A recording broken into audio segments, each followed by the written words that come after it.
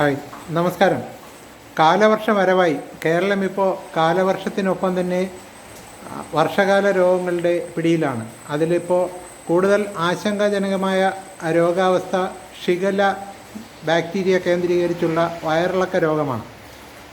Shigella നമ്മുടെ നാട്ടിൽ ഒരു പുത്തൻ സംഭവമൊന്നുമല്ല. കഴിഞ്ഞ 4-5 വർഷമായിട്ട് കേരളത്തിൽ കാലവർഷത്തിന് അനുബന്ധമായിട്ട് ഷിഗല്ല രോഗം വരവ് ഉണ്ട്. ഇത്തവണ വളരെ ആദ്യകാലത്ത് തന്നെ ഒരു പിഞ്ച് കുഞ്ഞ് ഷിഗല്ല രോഗം ബാധിച്ച് മരണപ്പെട്ടത് തിരിച്ചറിഞ്ഞ് ശേഷം ഒപ്പം ആ സ്കൂളിലെ പല കുട്ടികളെയും പരിശോധിച്ചപ്പോഴാണ് ഷിഗല്ലയുടെ സാന്നിധ്യം ബോധ്യം വന്നത്. യഥാർത്ഥത്തിൽ ഷിഗല്ല സാധാരണ വയറിളക്ക രോഗം പോലെ തന്നെയുള്ള ഒരു അസുഖമാണ്. വയറിളക്ക രോഗങ്ങളെല്ലാം തന്നെയും ബാക്ടീരിയൽ രോഗങ്ങളാണ്. സാധാരണയായിട്ട് അമീബിക്ക് ഡിസെൻട്രിയും ബാസിലറി ഡിസെൻട്രിയും ബാസില വഴി വരുന്ന ബാക്ടീരിയ വഴി വരുന്ന ഡിസെൻട്രിയും വയറിളക്കവും അമീബ വഴി വരുന്ന ഡിസെൻട്രിയും, ഇത്തരം 2 ഡിസെൻട്രിയാണ് സാധാരണയായിട്ട് ഉള്ളത്. ഇതിൽ ഈ ബാക്ടീരിയൽ ഡിസെൻട്രി ആണ് ഇപ്പോൾ കേരളത്തിൽ പ്രമുഖ സ്ഥാനത്തുള്ളത്. പുറകെ ഒരുപക്ഷെ അമീബിക്ക് ഡിസെൻട്രിയും വന്നേക്കാം. കാര്യം ഈ തലച്ചോറിനെ ബാധിക്കുന്ന മസ്തിഷ്കത്തിൽ പ്രജനനം നടത്തി വിറ്റുവരുന്ന ഒരു മെനിഞ്ചൈറ്റിസ് പോലുള്ള ഒരു സംഭവം അമീബയുമായി ബന്ധപ്പെട്ട് വാർത്തകളിൽ അടുത്ത കാലത്ത് ഇടം പിടിച്ചിരുന്ന സ്ഥിതിക്ക് ഈ ബാക്ടീരിയൽ വൈറൽ രോഗത്തിന് അനുബന്ധമായി അമീബിക്ക് വൈറൽ രോഗവും വന്നേക്കാം. എനിവേ, നമ്മൾ ഈ ഇത്തരം മൈക്രോബിയൽ ഡിസീസിനെ പറ്റി പറയുമ്പോൾ നമ്മൾ ചില മൈക്രോബിൻ്റെ സ്വഭാവ സവിശേഷതകൾ കൂടി അറിയേണ്ടതുണ്ട്. വളരെ ജനറലൈസ് ചെയ്ത് പറഞ്ഞു കഴിഞ്ഞാൽ മൈക്രോബുകളെല്ലാം തന്നെ പൊതുവിൽ മടിയന്മാരാണ്. ഇവർക്ക് ഒരു സ്ഥലത്ത് നിന്ന് മറ്റൊരു സ്ഥലത്തേക്ക് യാത്ര ചെയ്യണമെങ്കിൽ ഒന്നുകിൽ കാറ്റിൻ്റെ സഹായം വേണം, അല്ലെങ്കിൽ വെള്ളത്തിൻ്റെ സഹായം വേണം. അപ്പോൾ ഇത്തരം അസുഖങ്ങൾ പടരുന്നതും പകരുന്നതുമൊക്കെ തന്നെ ഈ അസുഖബാധിതനായ രോഗിയുടെ സ്രവങ്ങൾ, വിസർജ്യങ്ങൾ ഇവ വഴിയാണ്. അവ തുമ്മുമ്പോൾ വായു വഴിയോ കാറ്റ് വഴിയോ അല്ലെങ്കിൽ ഇവയുടെ ഉച്ഛിഷ്ടങ്ങളോ വിസർജ്യങ്ങളോ ഒക്കെ വെള്ളം വഴിയും പകരാം. ഈ ഷിഗല്ല ബാക്ടീരിയ പടരുന്നത് വെള്ളം വഴിയാണ് പ്രധാനമായിട്ടും. ഇനി കുഞ്ഞുകുട്ടികൾ നഴ്സറി ക്ലാസ്സിൽ, അംഗൻവാടികളിൽ, പ്രൈമറി സ്കൂളുകളിൽ, ക്ലാസ്സുകളിലൊക്കെ പഠിക്കുന്ന കുട്ടികൾ സ്വാഭാവികമായിട്ടും അവർ മിഠായി, കേക്ക്, ഇത്തരം സ്നാക്സുകൾ പലതും ഷെയർ ചെയ്തൊക്കെ കഴിക്കാറുണ്ട്. കുഞ്ഞുങ്ങളല്ലേ. അതുപോലെ തന്നെ ഇവർ വായിൽ വിരലിട്ട് ലിക്ക് ചെയ്തതിന് ശേഷം മറ്റൊരു കുട്ടിയുടെ വായിൽ തേച്ച് കൊടുക്കുക, ഇങ്ങനെയൊക്കെയുള്ള ചെറിയ നിഷ്കളങ്കമായ കളിച്ചിരികൾക്കിടയിൽ ഈ രോഗം പടരാം.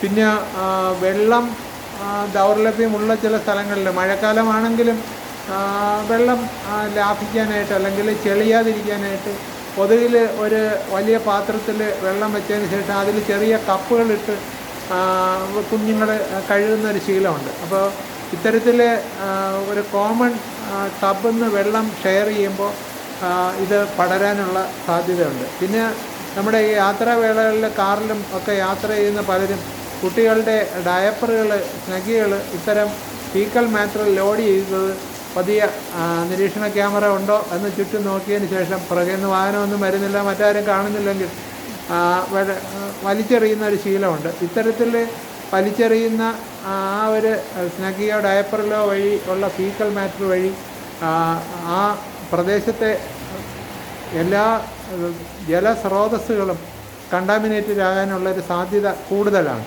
ഇത്തരത്തിൽ നിരുപാധികം ഈ രോഗം പടരാം. അതിന് ആരോഗ്യ വിദഗ്ധരെയോ പ്രതിരോധ സംവിധാനങ്ങളെയോ വകുപ്പ് മന്ത്രിയോ ഒന്നും അസഭ്യം പറയുകയോ ആക്ഷേപഹാസ്യം ചൊരിഞ്ഞിട്ടോ ഒന്നും ഒരു കാര്യമല്ല. ഇതൊക്കെ നമ്മുടെ പ്രാഥമിക വിദ്യാഭ്യാസം വഴി നമ്മൾ നേടേണ്ടതാണ്, അത് അനുവർത്തിക്കേണ്ടതാണ്. നമ്മൾ നിരീക്ഷണ ക്യാമറയും സാക്ഷിയും നിയമവും ഒന്നും നമ്മളെ അറിയുന്നില്ല, കാണുന്നില്ല എങ്കിൽ നമ്മൾ എന്തും ചെയ്യും എന്നുള്ളതാണ് മലയാളിയുടെ ആ ഒരു മനോഭാവം.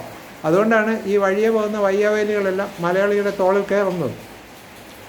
പിന്നെ നമ്മൾ ഈ പാത്രം കഴുകുന്ന വെള്ളം, കൈ കഴുകുന്ന വെള്ളം അത് പലപ്പോഴും ശുദ്ധമാവാൻ ശ്രമിക്കാറില്ല. അത് കണ്ടാമിനേറ്റഡ് ആയിട്ടുള്ള വെള്ളത്തിൽ തന്നെയാണ് നമ്മൾ ഈ പാത്രം കഴുകുന്നത്. അല്ലെങ്കിൽ ഒരു ടബിൽ വെള്ളം ഇട്ടിട്ട് എല്ലാ പാത്രങ്ങളും അതിലിട്ട് കഴുകുകയും ഒക്കെ ചെയ്യും. കൈ കഴുകുന്നത് ഇതുപോലെ തന്നെയാണ്. അപ്പോൾ ഇങ്ങനെ വരുമ്പോൾ വെള്ളം വഴി ഈ മൈക്രോബ് കൂടുതൽ ഫുഡ് പാർട്ടിക്കിളിൽ ട്രാൻസ്മിറ്റ് ചെയ്യാനുള്ളൊരു സാധ്യതയുണ്ട്. ആഹാരം എത്ര വൃത്തിയായിട്ട് പാചകം ചെയ്താലും അത് സെർവ് ചെയ്യുന്ന രീതി ശരിയല്ലെങ്കിൽ ഇങ്ങനെ ആവും. പിന്നെ നഖം ക്ലിപ്പ് ചെയ്യുന്ന രീതി, അത് നഖം നേരെ ക്ലിപ്പ് ചെയ്യാതെ 20 മിനിറ്റ് അല്ല അതിന് 1 മണിക്കൂർ തിളച്ച വെള്ളത്തിൽ മുക്കി സോപ്പിട്ട് കഴിയാലും ഈ മൈക്രോവേവ് കണ്ടാമിനേഷനും മറ്റ് ഫീക്കൽ മാറ്റർ കണ്ടാമിനേഷനും ട്രാൻസ്മിറ്റ് ചെയ്തിരിക്കും. അതുകൊണ്ട് എത്ര ആരോഗ്യ സർട്ടിഫൈ ചെയ്ത് ഹോട്ടൽ തൊഴിലാളികൾ ഉണ്ടെങ്കിലും ഈ നഖം ക്ലിപ്പ് ചെയ്യാനായിട്ട് ആഴ്ചയോടാഴ്ച ഉദ്യോഗസ്ഥർക്ക് അവരുടെ നഖം പിടിച്ച് പരിശോധിക്കാനൊന്നും പറ്റില്ല. അതൊക്കെ പ്രാഥമികമായി പേഴ്സണൽ ഹൈജീനായിട്ട് എല്ലാവരും ചെയ്യേണ്ടതാണ്.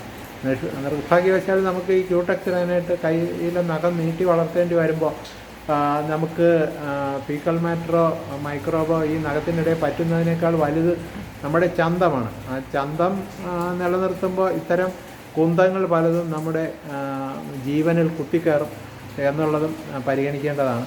ഈ രോഗം ആദ്യകാലത്തെ തന്നെ ഷിഗല്ലയാണ് എന്ന് ആരും സംശയിക്കാറില്ല. ഡോക്ടർക്കും സംശയിക്കാൻ കഴിയില്ല. അല്ലെങ്കിൽ വയറിളക്കവും പനിയും ഛർദിയും വയറുവേദനയും ഒക്കെയായി വരുന്ന എല്ലാവരെയും ഷിഗല്ലയ്ക്ക് പരിശോധിക്കാനും കഴിയില്ല. അപ്പോൾ അതുകൊണ്ട് ഈ രോഗം 2 ദിവസത്തിൽ കൂടുതൽ നിലനിൽക്കുകയാണെങ്കിൽ വീണ്ടും ഡോക്ടറെ കൺസൾട്ട് ചെയ്യാൻ, ആ മരുന്ന് പ്രിസ്ക്രൈബ് ചെയ്ത ഡോക്ടറെ കൺസൾട്ട് ചെയ്യാൻ ശ്രമിക്കുക. ഇത് കൂവപ്പൊടി കലക്കി കൊടുത്താലൊന്നും നിൽക്കുന്ന ഒരു സംഗതിയല്ല.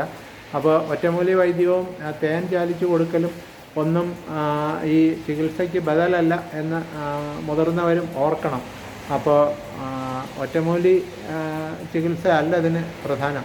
പിന്നെ ഡോക്ടർ പറയുന്ന ആഹാര രീതികളും അനുവർത്തനങ്ങളും വളരെ പ്രധാനപ്പെട്ടതാണ്.